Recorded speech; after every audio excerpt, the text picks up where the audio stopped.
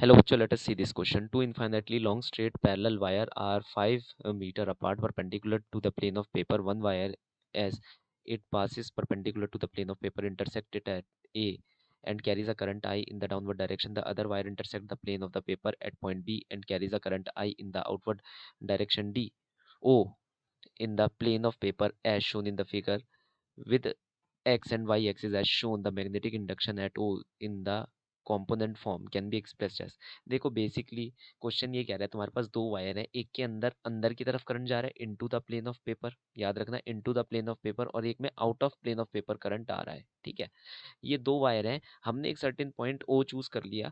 हमें ये बताना है कि यहाँ पर मैग्नेटिक फील्ड इंडक्शन क्या होगा, और वो भी कॉम्पोनेंट फॉर्म में। कॉम्पोनेंट फॉर्म मतलब यहाँ पर उन्होंने स्पेसिफाई कर रखा है कि इनका एक्स और वाई डायरेक्शन ऐसा है, इनका एक्स और वाई डायरेक्शन ऐसा है जो इन्होंने यहाँ पर दे रखा है कंपोनेंट फॉर्म में। मतलब इसके अलोंग क्या क्या कंपोनेंट आएंगे मैग्नेटिक फील्ड के। ठीक है, सो सबसे पहली बात है जो यहाँ पर मैं की कंसेप्ट यूज करने वाला हूँ वो है magnetic field due to infinite current carrying wire is mu naught upon में 4 pi 2 I upon H equal to mu naught upon 2 pi I upon H, where I is the current in the wire, H is the perpendicular distance of the wire and the point of interest. Then second thing is right hand curl rule which I am using over here. So the matter of fact is, अगर मैं इस diagram को थोड़ा सा बनाता हूँ, so I will be getting this diagram. So what is happening over here, let me tell you. यहाँ पर से मैग्नेटिक फील्ड कैसे बनेंगी, ऐसे सर्कुलर बननी शुरू हो जाएंगी। तो यहाँ पर एक सर्कल बनेगा। ठीक है, अब देखो यहाँ पर अगर तुम दिए हुए क्वेश्चन में देखोगे, ये दे रखा है 5 4 3। तुम्हें नहीं लगता क्या ये राइट एंगल ट्राइंगल है at this particular O 90 degree का एंगल एग्जिस्ट करेगा? जी सर, बिल्कुल सही बात है ना। 3 4 5 का ये ट्राइंगल है, 37 और 53 डिग्री वाला। अगर आपको याद ना हो तो मैं एक बार आपको याद दिला देता हूँ, ये बहुत ही स्टैंडर्ड ट्राइंगल है। अगर आप 37 डिग्री लिखते हैं तो 3 4 5, ठीक है, 53 डिग्री का इसका कॉम्प्लीमेंट्री एंगल होगा। खैर मैं आगे बढ़ता हूँ, ये रहा मेरा ट्राइंगल। लेटस से ये एंगल कितना है मेरा, थीटा है। आपको जानने की जरूरत नहीं है कि एक स्टैंडर्ड ट्राइंगल है या नहीं, हम बाद में उसको फिगर आउट कर ही लेंगे। लेटस से किसी को नहीं पता था, उसने एंगल यहाँ लिख दिया थीटा, मगर हाँ उसे ये पता है कि 90 डिग्री का एंगल है, because the following triangle is very much following the Pythagoras theorem. You can just check it out over here. 3 square plus 4 square equal to 5, यही आंसर आने वाला है। हाइपोटेनियस इक्वल टू बेस का square और perpendicular का square. ठीक है, ये याद रहना चाहिए। तो ये एंगल तो 90 डिग्री का है, तो अगर ये एंगल मेरा थीटा है तो ये एंगल कितना हो जाएगा, 90 माइनस थीटा, जिसकी वजह से ये एंगल कितना हो जाएगा, थीटा हो जाएगा। Now what will be happening over here, bye the right hand rule what I will be having, कि ये जो ए है ये मैग्नेटिक फील्ड लगाएगा यहाँ पर। जब मैग्नेटिक फील्ड लगाएगा तो मैग्नेटिक फील्ड लाइन सर्कुलर्स बनेगी। अगर मुझे डायरेक्शन निकालना है तो क्या होगा, टेंजेंट बनाना पड़ेगा यहाँ पर। तो ये जो टेंजेंट बनकर आएगा वो किस डायरेक्शन में आएगा, वो बी ओ के अलोंग आएगा। क्या होगा, बी ओ के अलोंग आएगा।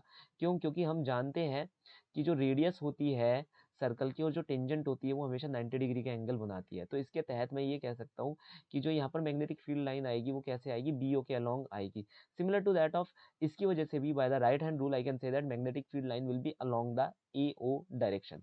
अब हमारे पास देखो, हमने एंगल यहाँ पर निकाल लिया, ये एंगल 90 माइनस थीटा है, तो ये एंगल कितना हो जाएगा, थीटा हो जाएगा। अब कॉम्पोनेंट फॉर्म लिखना आसान है, ये बी बी है, ये बी ए है, बस इसे मैं थोड़ा सा एक्सपेंड कर लूंगा। जैसे मैं यहाँ पर कर दूंगा बी बी, ठीक है, और ये क्या है, कॉस थीटा, और इस डायरेक्शन में आ जाएगा B B sine theta. In the similar manner जो दूसरा है उसके साथ भी मैं यही कर सकता हूँ। इधर ये खुल जाएगा बी ए साइन थीटा, और इस तरफ ये खुल जाएगा B A cosine of angle theta. ठीक है, अब यहाँ पर बस मुझे ये साइन थीटा कॉस थीटा की वैल्यू निकालनी है। तो मेरे पास ये एंगल तो है ही, है ना, ये एंगल तो है ही थीटा डिग्री का एंगल। तो एक काम करते हैं, इसे लिख लेते हैं हम, ओ बी ए, ऐसे हमने बना लिया।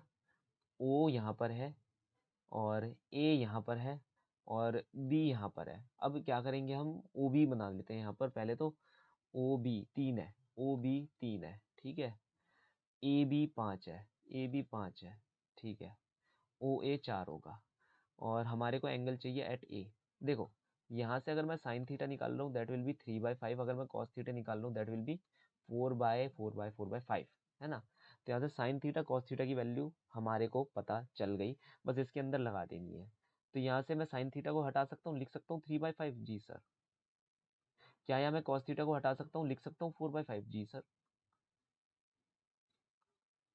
ठीक है, क्या यहाँ साइन थीटा को हटा सकता हूँ, लिख सकता हूँ 3/5, जी सर। बिल्कुल लिखिए, है ना, 3/5। क्या यहाँ मैं cos थीटा को हटा सकता हूँ और लिख सकता हूँ 4/5? जी सर, बिल्कुल लिखिए, है ना।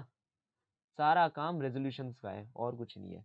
अब देखो, एक्स डायरेक्शन में मैग्नेटिक फील्ड माइनस आई कैप डायरेक्शन में जा रही है, कितनी, बी ए 3/5 प्लस बी, नहीं, बी ए 4/5 प्लस बी बी 3/5, है ना।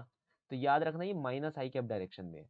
और वाई डायरेक्शन में नेट मैग्नेटिक फील्ड कितनी आ रही है हमारी, देखो, बी बी 4/5, अब मैं इसे प्लस लिख रहा हूँ क्योंकि पॉजिटिव जे कैप डायरेक्शन में जा रही है, माइनस बी ए 3/5, ठीक है, क्योंकि ये नेगेटिव जे कैप डायरेक्शन में जा रही है तो इसे नेगेटिव लिख रहा हूँ, ये जे कैप है और ये as a whole minus I cap है, ठीक है। अब बस यहाँ पर बी ए और बी बी को निकालना है। देखो, बी ए को अगर मैं देखूँ ध्यान से, that will be mu naught upon 2 pi I upon H, A की दूरी ओ से कितनी है, 4।